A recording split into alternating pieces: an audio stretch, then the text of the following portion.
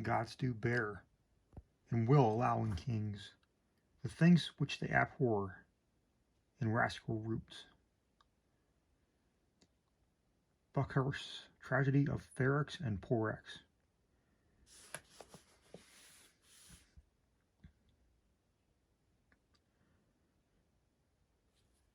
About 12 o'clock one night in the month of October, and during the chivalrous reign of the third Edward, two seamen belonging to the crew of the Free and Easy, a trading schooner plying between Sluys and the Thames, and then at anchor in that river, were much astonished to find themselves seated in the tap room of an alehouse in the parish of St. Andrews, London, which alehouse bore for sign the portraiture of a jolly tar. The room, although ill contrived, smoke-blackened, and low-pitched, in every other respect agreeing with the general character of such places as the period, was nevertheless, in the opinion of the grotesque groups gathered here and there within it, sufficiently well adapted to its purpose. Of these groups, our two seamen formed, I think, the most interesting, if not the most conspicuous.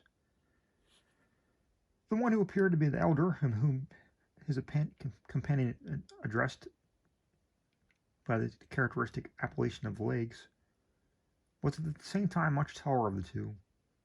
He must have measured 6 feet and a half, and a habitual stoop in the shoulders seemed to have been the necessary consequence of an altitude so enormous. Superfluities in height were, however, more than accounted for by the deficiencies in other respects.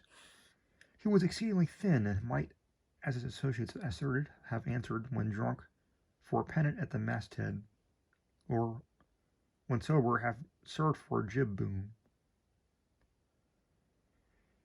But these jests and others of a similar nature have evidently produced at no time any effect upon the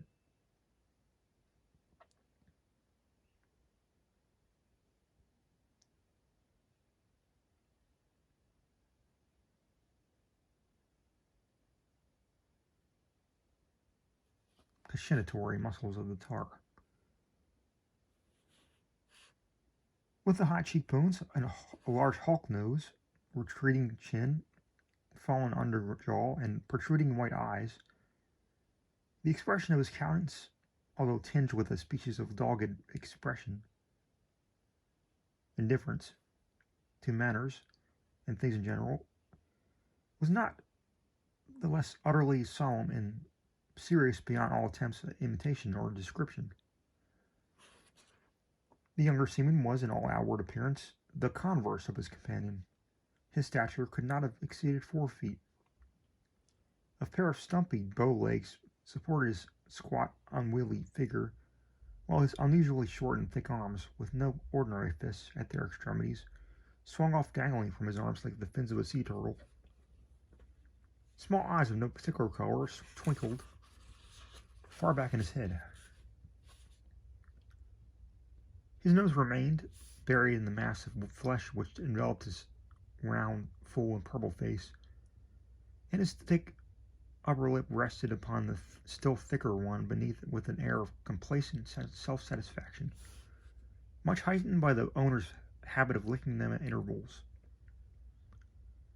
He evidently regarded his tall shipmate with a feeling half wondrous, half quizzical, and stared up occasionally in his face with the red setting sun stares up at the crags of Ben Nevis. Various and eventful, however, had been the peregrinations of the worthy couple in and about the different tap houses of the neighborhood during the early hours of the night. Funds, even the most ample, are not always everlasting, and it was with empty pockets our friends had ventured upon the present hostelry.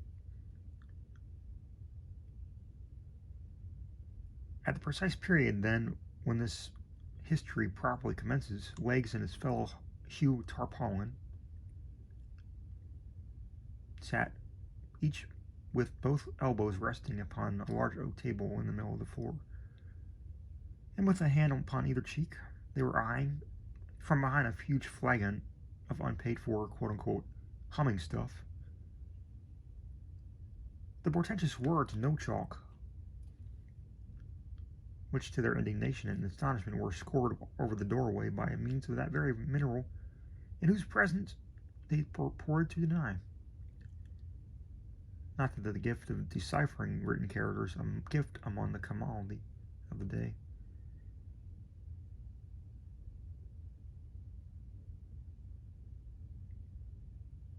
Considered little less cabalistical than the art of indicting, could, in strict justice, have been laid to the charge of either disciple of the sea. But there was, to say the truth, a certain twist in the formation of the letters, an indescribable leadership on the whole, which foreboded, in the opinion of both seamen, a long run of dirty weather, and determined them at once, in the allegorical word of Lakes himself, to, quote, pump ship, clew up all sail, and scud before the wind, unquote. Having accordingly disposed of what they remained of the ale, and looped up the points of their short doublets,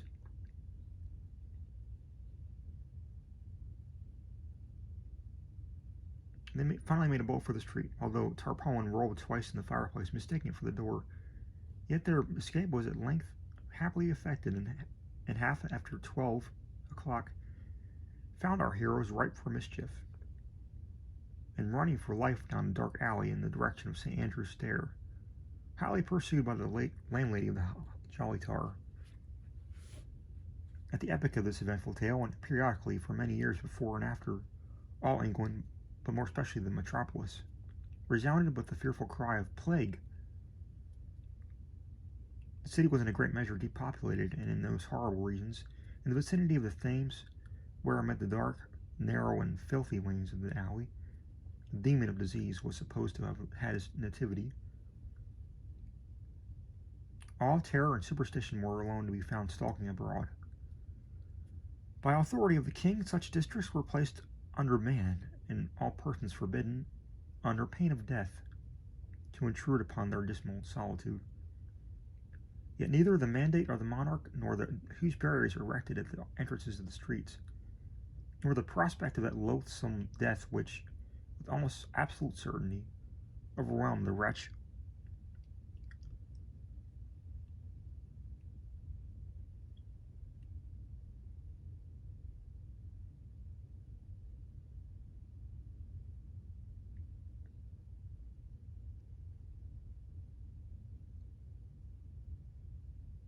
whom no peril could deter from the adventure, prevented the unfurnished and untenanted dwellings from being stripped by the hand of nightly rapine of every article, such as iron, brass, or leadwork, could in any manner be turned to a profitable account. Above all, it was usually found upon the annual winter opening of the barriers that locks, bolts, and secret cellars had proved but slender protection to those rich stores of wines and liquors which,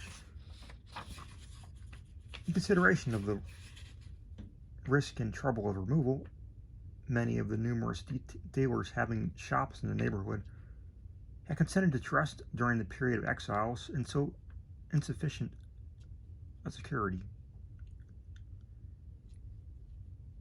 But there are very few of the terror-stricken people who attributed these doings to the agency of human hands. Pest spirits, plague goblins, and fevered demons were the popular imps of mischief, and tales so blood-chilling were hourly told that the whole mass of forbidden buildings was, at length, enveloped in terror as in a shroud, and the plunderer himself was often scared away by the horrors of his own depredations had created, leaving the entire vast circuit of prohibited district to gloom, silence, pestilence, and death. It was by one of the terrific barriers already mentioned, which indicated the region beyond to be under the pest ban, that, in scrambling down an alley, legs and the worthy Hugh Tarpaulin found their progress suddenly impeded. To return was out of the question, and no time was to be lost, as our pursuers were close upon their heels. With thoroughbred seamen to clamber up the roughly fashioned plank work was a trifle, and maddened with the twofold excitement of exercise and liquor, they leaped unhesitatingly down within the enclosure, and holding on to their drunken course with shouts and yellings, were soon bewildered in its noisome and intricate recesses. Had they not indeed been intoxicated beyond moral sense, their reeling footsteps must have been palsied by the horrors of the situation. The air was cold and misty. The paving stones, loosened from their beds, lay in disorder and amid the tall and rank grass, which sprang up around the feet and ankles. Fallen houses choke up the streets. The most fetid and poisonous smells everywhere prevailed, and by the aid of that ghastly light which, even at midnight, never fails to emanate from a vapory and pestilential atmosphere, might be discerned lying in the by pathways and alleys, or rotting in the windowless habitations,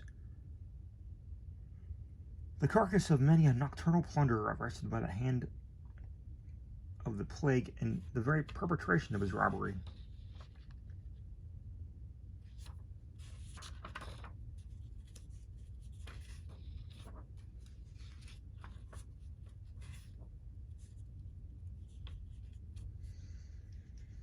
But it lay not in the power of images or sensations or impediments such as these to stay the course of men who, naturally brave and at that time especially brimful of courage and of quote-unquote summing stuff, would have reeled as straight as their condition might have permitted, undultingly into the very jaws of death.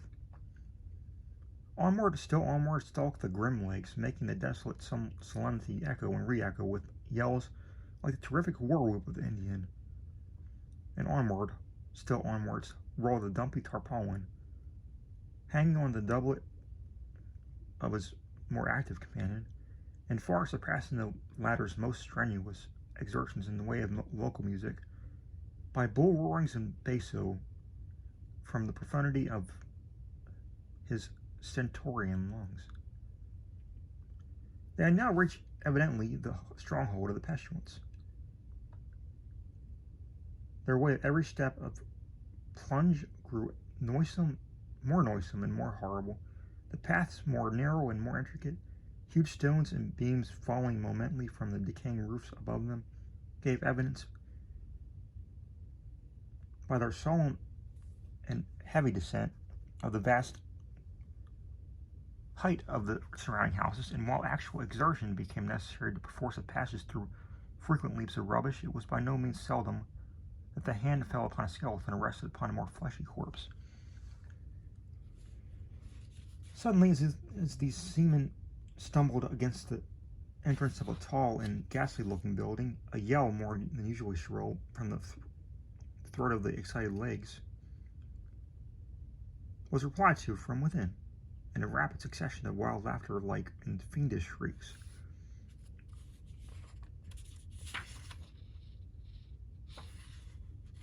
Nothing daunted at sounds which, of such a nature,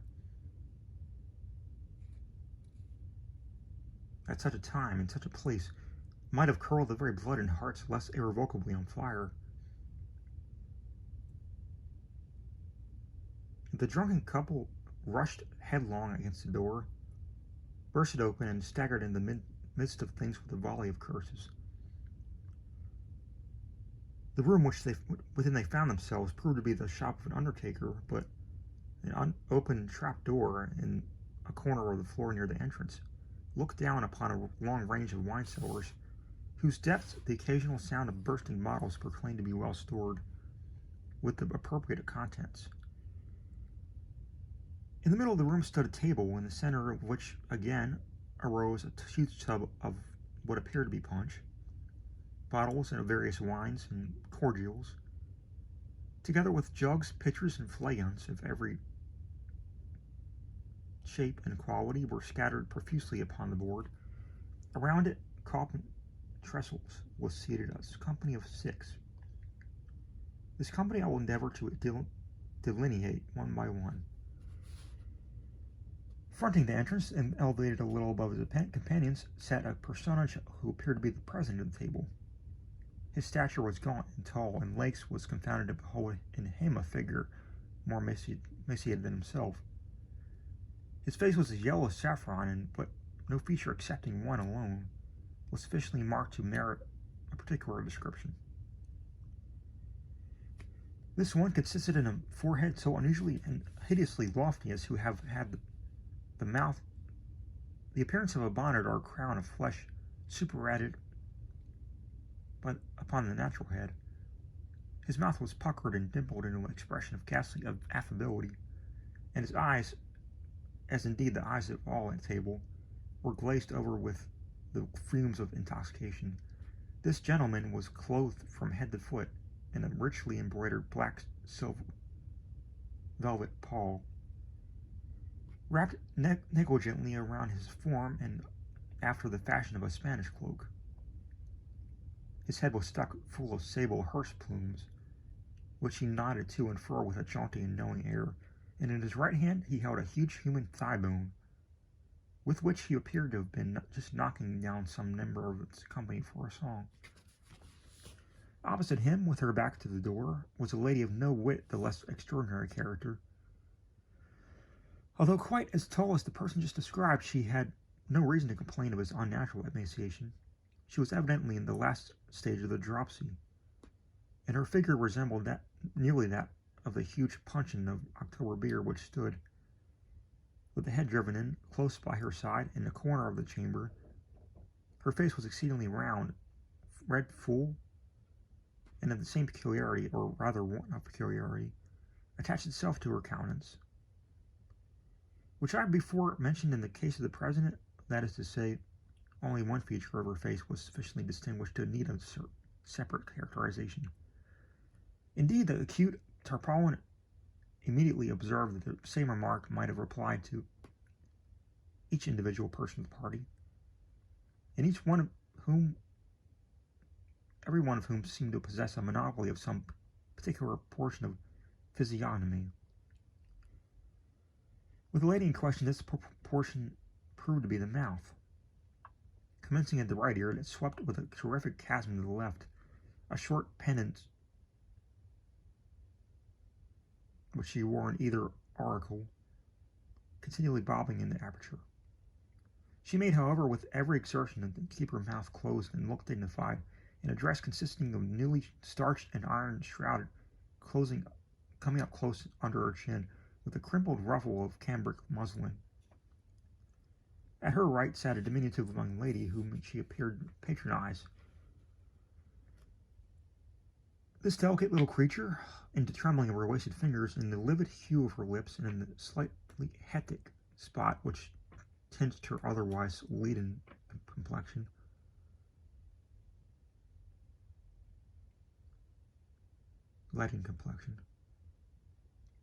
gave evident indications of a galloping consumption, an air of extreme haute tone, however, pervaded her whole appearance. She wore a graceful and dégagé manner, a large and beautiful winding sheet about the finest Indian lawn. Her hair hung in ringlets over her neck, a soft smile played about her mouth, but her nose, extremely long, thin, sinuous, flexible, and pimpled, hung down far below her lower under lip, and in spite of the delicate manner which she now and then moved it one side or the other with her tongue, she gave to her countenance to somewhat equivocal expression. Over against her, and upon the left of the dropsical lady, was seated a little puffy, wheezing, and gouty old man, whose cheeks reposed upon the shoulders of their owner like two huge bladders of Oporto wine. With his arms folded, and with one bandaged leg deposited upon the table, he seemed to think himself entitled to some consideration. He evidently prided himself much upon every inch of his personal appearance, but took every especial delight in calling attention to his gaudy colored surtout.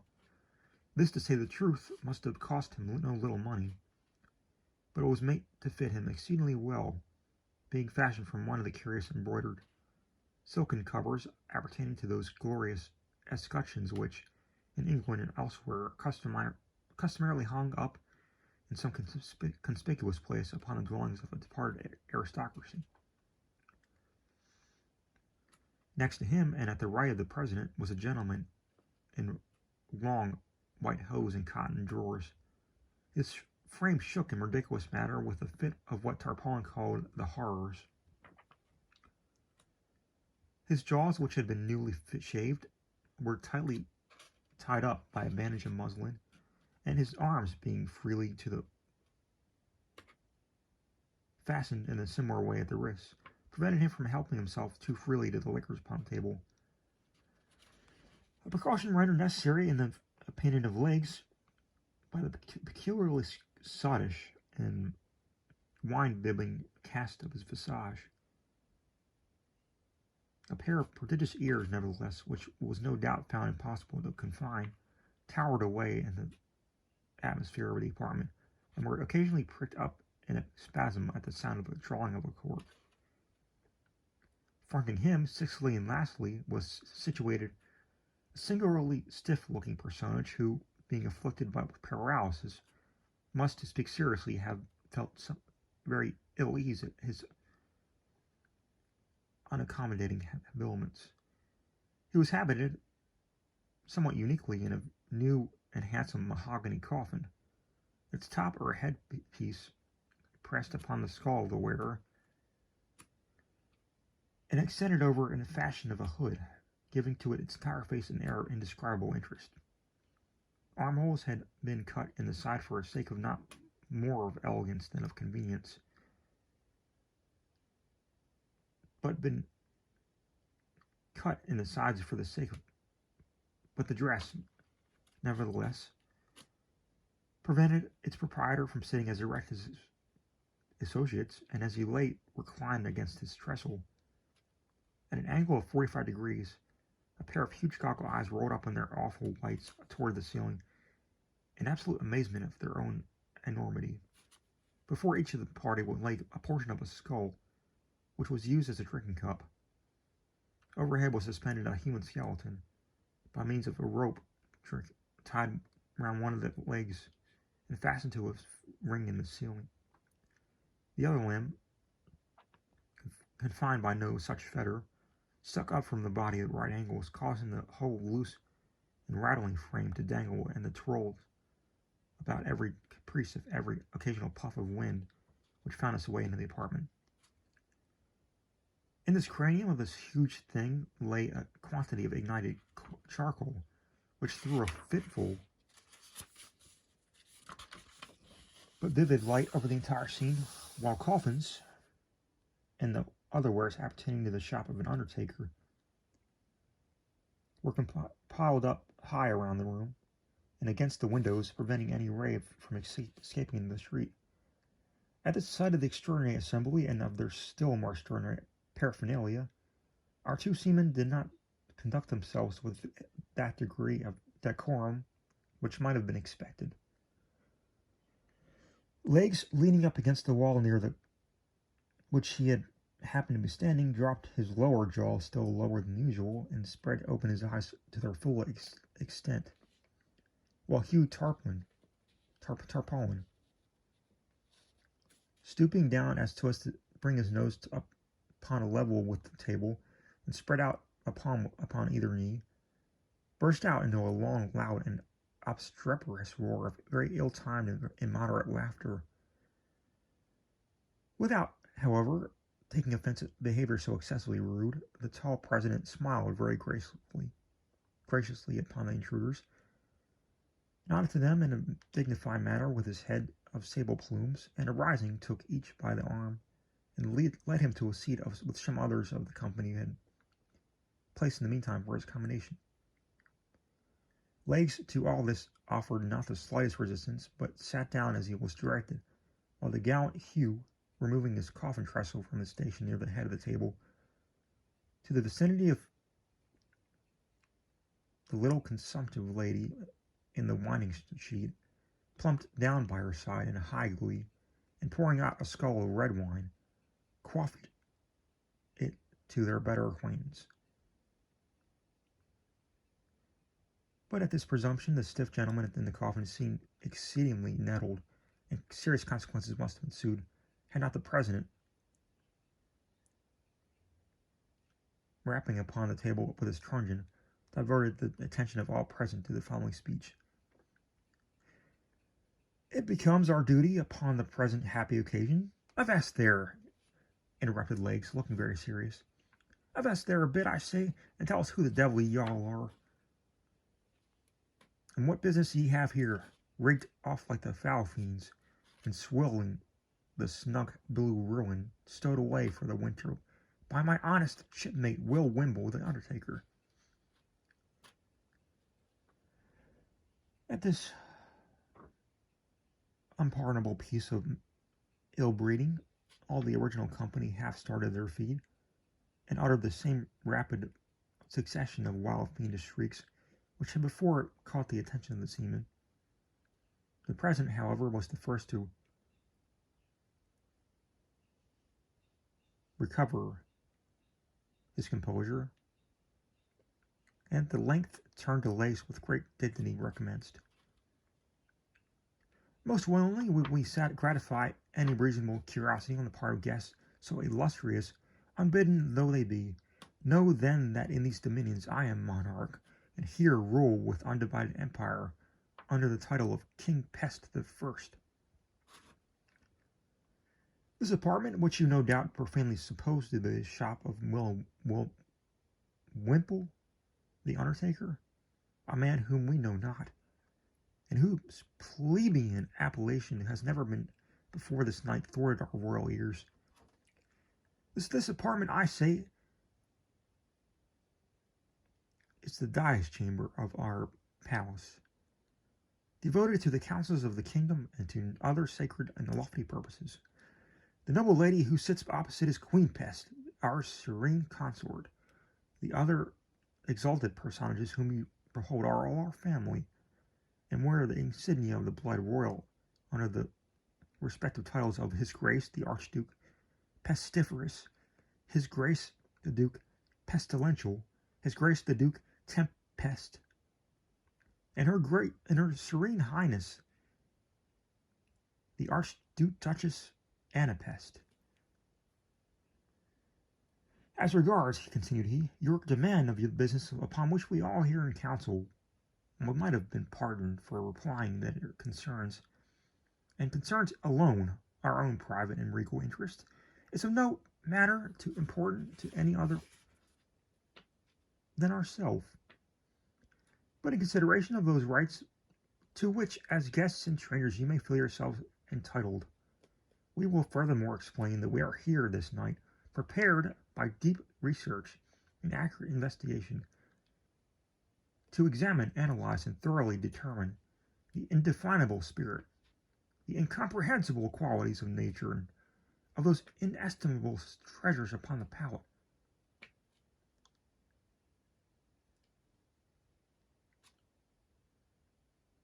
The wines, ales, and liquors of this goodly metropolis, by so doing to advance not more than our own designs than the true welfare of that unearthly sovereign whose reign is over us all, whose dominions are unlimited, and whose name is death. Whose name is Davy Jones, ejaculated Tarpaulin, helping the lady by his side to a skull of liquor, and pouring out a second for himself. Profane harlot, said the president, now turning his attention to the burly Hugh. Profane and execrable wretch. We have said that in consideration of those rights which, even in thy filthy person, we feel no inclination to violate, we have condescended to make reply to thy rude and unreasonable inquiries.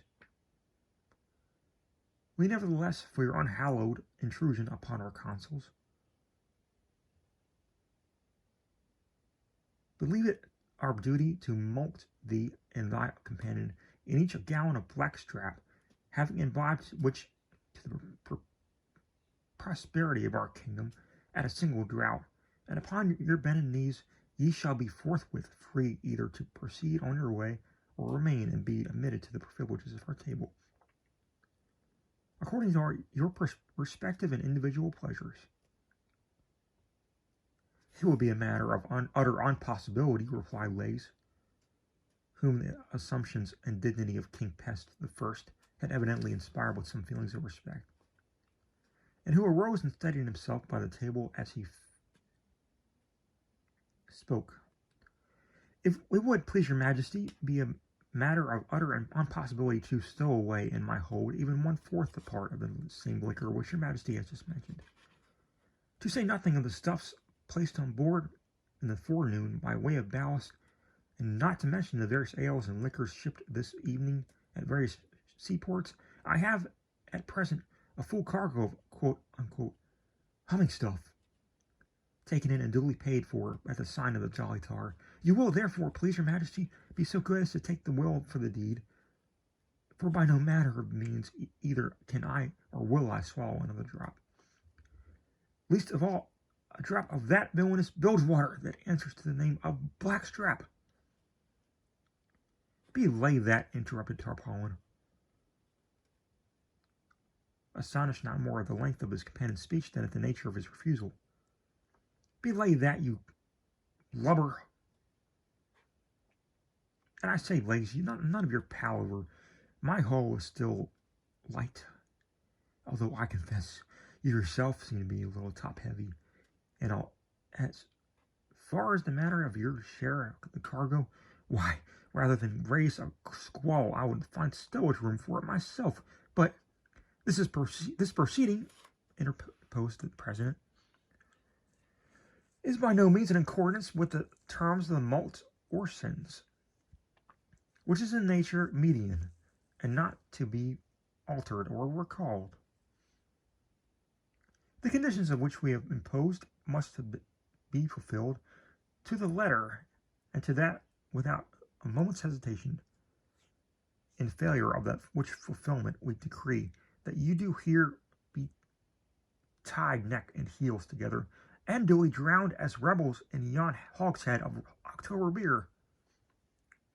A sentence, a righteous and just sentence, a glorious decree, a most worthy and upright and holy condemnation, shouted the Pest family altogether. The king elevated his forehead in innumerable wrinkles. The galley little old man puffed like a pair of bellows. The lady of the winding sheet waved her nose to and fro. The gentleman in the cotton drawers pricked up his ears. She of the shroud gasped like a dying fish, and he of the coffin, looked stiff and rolled up his eyes. Ugh, chuckled Tarpaulin, without heeding the general excitation. Ugh. I was saying, said he, I was saying that when Mr. King Pest poked in his marlinspike, that as for the matter of the 2 or 3 gallons more or less of blackstrap, it was as trifle to a tight seaboat as like myself, not overstowed, but when it comes to drinking the health of the devil whom God assoils thee.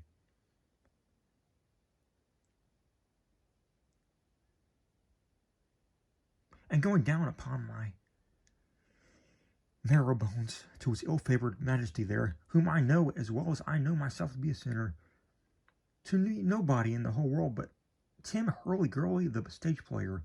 Why, it's quite another guess sort of a thing, and utterly sad, and utterly and altogether past my comprehension. He was not allowed to finish this speech in tranquility. At the name of Tim Hurly-Gurly, the whole assembly leaped from their seats. Treason, shouted His Majesty King the Pest I. Treason, said the little man with the gout. Treason, screamed the Archduchess Anna Pest. Treason, muttered the gentleman with the jaws tied up. Treason, growled he of the coffin.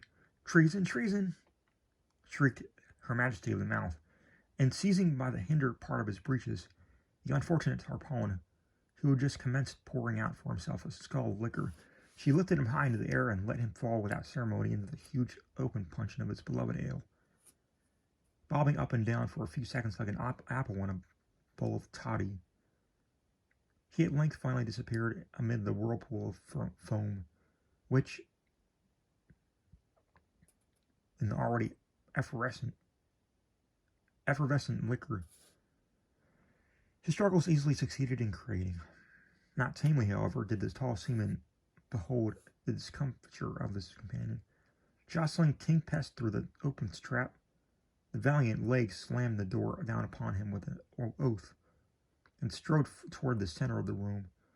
Here, tearing down the skeleton which swung over the table, he laid it down about him with so much energy and goodwill that, as the last glimpse of light about him died away within the apartment, he succeeded in knocking out the brains of the little gentleman with the gout. Rushing them with all his force against the fatal hogshead full of October ale and Hugh tarpaulin, he rolled it over and over in an instant. Out poured the deluge of liquor so fierce, so impetuous, so overwhelming, that the room was flooded from wall to wall. The loaded table was overturned, the trestles were thrown upon their backs, the tub of punch into the fireplace, and the ladies into hysterics. Piles of death furniture floundered about. Jugs, pitchers, and carboys mingled promiscuously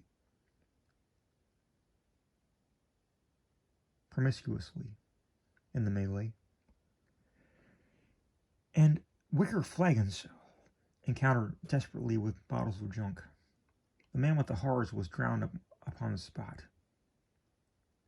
The little stiff gentleman floated off from his coffin, and the victorious Legs, seizing by the waist the fat lady in the shroud, rushed out with her into the street, and made a beeline for the free and easy, followed under easy sail by the redoubtable Hugh Tarpaulin, who, having sneezed 3 or 4 times, panted and puffed after him with the Archduchess and a Pest.